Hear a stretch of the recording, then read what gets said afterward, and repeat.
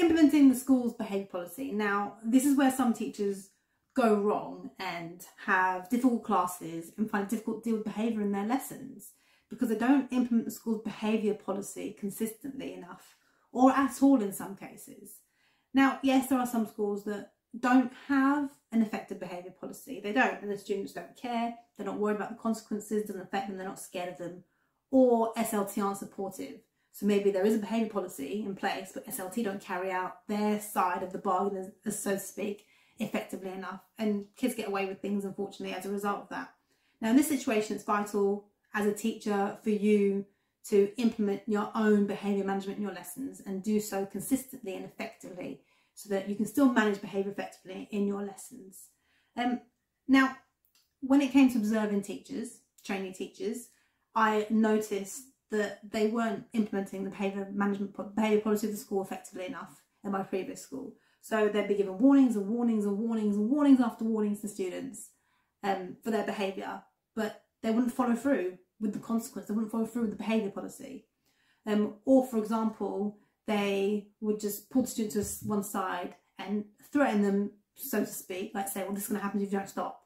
And they'll say that over and over again every time together. I've already spoken to you, this is going to happen if you don't stop. But then they don't actually follow through with anything.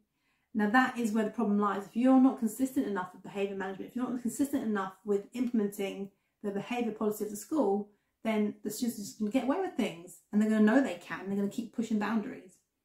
Now, in my previous school, we had a behaviour policy which involved warnings. So you'd give 2 warnings to students in a lesson for disruptive behaviour, whatever behaviour. There were different categories for behaviour, but silly behaviour, disruptions in a lesson, you'd give warnings to students, but only up to 2 warnings. The third time the student does that, if they persist with the behaviour, then on that third time, you do an on-call where a member of SLT come and collect the student and take them to seclusion.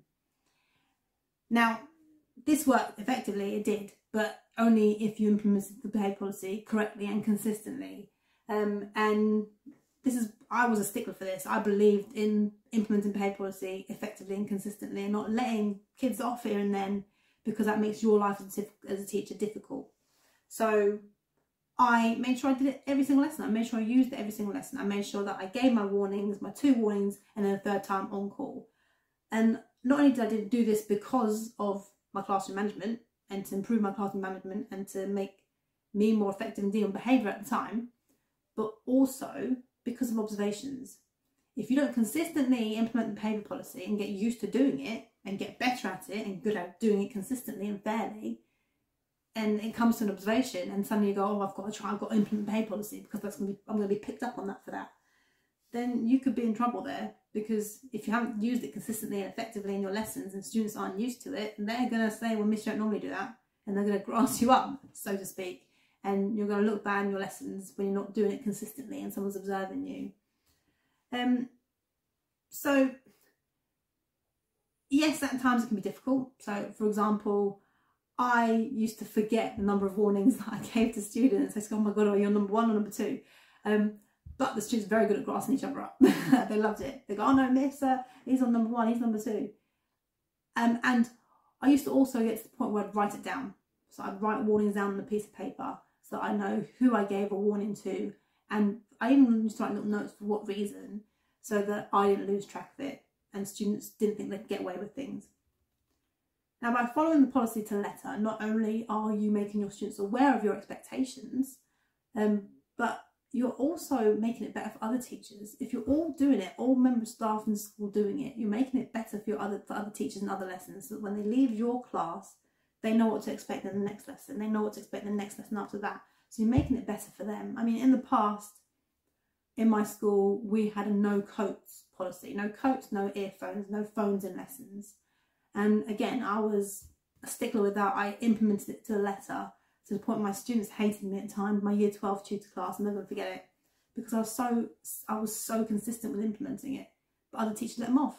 Other teachers let them wear their coats, let them listen to their music and lessons on their phones, because they didn't want to deal with the consequence, they didn't want to deal with the issues that surrounded that in terms of forcing the students to put their coats and phones away, for example. But I didn't. I said, well, that's not me. This is my lesson. These are my rules. This is the school's policy. You're not allowed to. And I consistently did it. I even took a box to lessons for them to put their phones and earphones in. And yes, they didn't like me, but eventually they respected me for it because I was fair. I didn't let one student off and then implement it with another student. I was fair and consistent, and eventually they liked me and respected me for it. Now, I have had staff in the past that think that I implement it too much, and that sometimes you've got to build relationships with students. So, for example, I taught PE for many years, and yes, you get the odd student swearing, especially football. You get a student swearing, and I'd see other members of staff, my other colleagues, got to have a word with them and say, look, you shouldn't be swearing, for example. Don't swear, because I'll have to on call. I don't really want to do that. And I know you're just playing. And they go, oh, sorry, sir, sorry, miss. And they go on with it. But you're putting yourself in a very difficult situation, because that student, like, let's be honest, they're going to swear again. Of course they are. It's part of who they are. They can't help it. Some students swear and don't realise they're doing it. And they might do it down a corridor. They might do it on tennis courts, which happened to me. And if you're not picking up on that, and SLT see that, then that's where you're going to get yourself into a sticky situation. So I had a Year 9 group that I taught tennis to on tennis courts. And there's one student who, I don't remember swearing before this lesson, one student swore at the top of her voice because she missed a shot. Something went wrong in the rally that they were playing. And I had to go over to her. And swearing was an on-call offence straight away. So there are certain things that you on-call straight away, such as swearing or being rude to other students, making fun of other students, blatantly outright saying to the teacher, I'm not doing it, and refusing to do work, or putting your head down the table. That's a straight on-call. So the student swore. I had to go up to them and I just pulled her to one side and said, look, you know now that I'm going to have to on-call you. I know you don't normally swear, but you just swore in front of everyone on tennis courts. It'd be really unfair of me not to on-call you, because it wouldn't be fair on other students to swear. Okay, so do you understand that I have to do this? And you just talk to a student and make them aware, and she understood. She went, yeah, miss, I know, I get it. So you're still maintaining that positive relationship with your students because you're explaining the situation to them. So when you're on call students, when you're implementing behaviour policy, make them aware of why you're doing that, why you're following through, why you're, if it's an on-call, why you're on-calling the student for. So make them aware so they know that they're aware of what's happened. Because that shows respect to the student as well, because you're not just going, oh, on call, you're going out, and don't actually explain why. So yeah, make them aware. Now that class were a lovely class, but I had to deal with that one student in that way and let her know and make her aware that obviously I have to on call you, because it wouldn't be fair at all. Because I could have another student swear another lesson that doesn't normally swear, and they'll go, but miss, you let so and so off last week. So it's really important to be consistent when you're implementing your behaviour policy in your lessons. Now, I'm not saying that I didn't have any difficult students because I was consistent with the behaviour policy. I did. I had some very difficult students. But this is where your supported SLT come into play. Because if you're on-calling students and they don't get picked up, for example, that makes you look bad. Or if you on-call students and they get taken to seclusion but then they get let off and off they go to the next lesson, sometimes that's bad as well, because normally they're kept there until break or lunchtime so they can gather the information and set some sort of consequence, and they're brought back after school for an hour. But if that doesn't happen and your SLT don't follow through with their side of it, then it makes you look bad. Okay, and the students are going to disrespect you and they're going to disrupt your lessons again in the future. And again, in that situation, you're going to have to implement your own effective behaviour management strategies in your lesson to deal with the behaviour. But you also need to hold your ground when you're implementing the behaviour policy in your lessons. So don't second guess yourself just because a student is questioning you and saying, no, you're wrong, that's not right, that's not what I did. Don't second guess yourself, okay?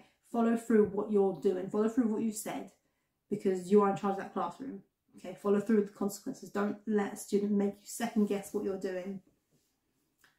But when it comes to implementing behaviour policy, it's also important not to humiliate the student, like not to try and get one over on them, for example, because that can cause a breakdown in relationship, not only with that student but other students around you, and it's quite disrespectful. You don't want people to treat you like that, so don't treat students like that.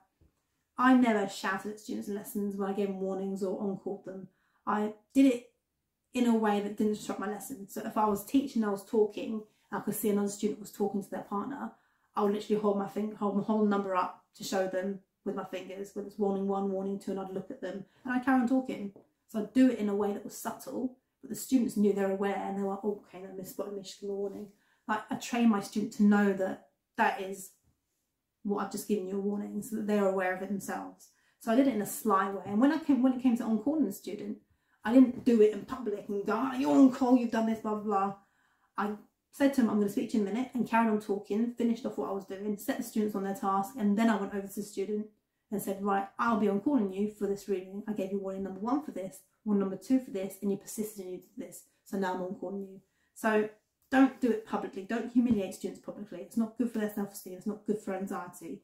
And there are students that will thrive and crave that. They love to be the centre of attention, good or bad, in lessons. So don't do it publicly. Don't humiliate them. Just go over to them and talk to them separately, but make sure you follow through with the policy and follow through with exactly what you need to do in terms of being consistent with dealing behaviour.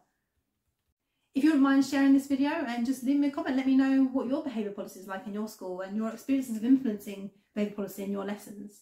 And if you'd like further support, if you're struggling as a trainee teacher or as an early careers teacher with behaviour management and managing the classrooms effectively, then come join me at Thames Teaching Tips. There's a link somewhere below this video. Just click on the link. You can just copy and paste it into your web browser. And for £6 a month, that's £1.50 a week, around 20p a day, you receive strategies on a weekly basis to support you in the classroom, to help you improve your classroom management, develop your skills, engage your learners, and pave your way to becoming an outstanding teacher.